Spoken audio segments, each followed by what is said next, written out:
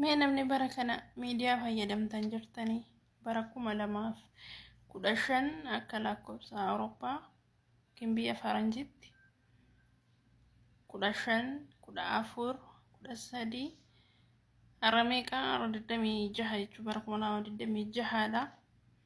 Mee namni bara 2015 jirtan jirtu akkana fakkaatutti namoonni baay'een warra achi as dhufedha. Mee warri turtan warroonni buleessi jirtanii bara qabsoo bara Oromoo Faristii bara Jawaar Mohammed bara Oromoo Protestii bara Jawaar Mohammed qabsoo Oromoo lafaa kaase mee warri jirtan ayyaama Oromoo Faristii bara jedhame bara Jawwee kennaaf Jawaar kennaaf nama meeqa sirba baase hattaan abdii xayyib waaqoo inni sirba fi ture mucaan jarman jiraatsun namni isaa walaleessine namni isaa sirban baasne hin jiru. Har'allee Jawaar Mohammed gidiraa meeqa booda har'allee qabsootti jira. Har'allee gola Itoophiyaa gola Oromiyaa keessa deemee hattuu fi gantuu gingilchaa jira.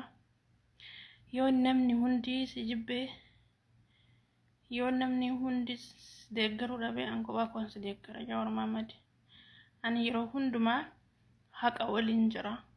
Haqa bakka kam bakka dhugaan namaatti dabu bakka haqi namaatti dabutti argamu bakka dhugaa namaa haqa namaa itti bahu waliin dhaabbadha. Namoonni baay'een keessaallee dhuftanii obsee ati siyaasatti galtee obsee ati siyaasa keessa jirtaa obsee siyaasa deeggartaa siyaasan deeggara siyaasa keessa hin jira.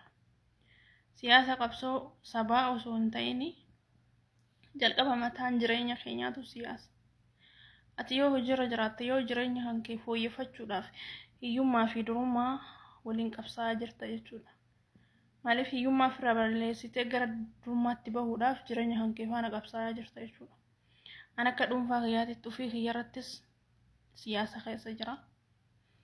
Jireenya kiyya faana qabsaa jira. Itti aansee ammoo Jawaar waliin an siyaasa keessa jira. Karaan inni deeme hundunaa ta'a. Maaliif jennaan inni hattuu gantuu saamtuu hin barbaadu.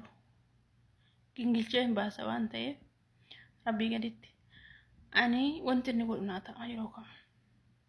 Kanaaf asumaa warri keessaallee na gaafatanii isin deebisuu dhabee ani siyaasa keessa hin jira Jawaar Mohammed waliin.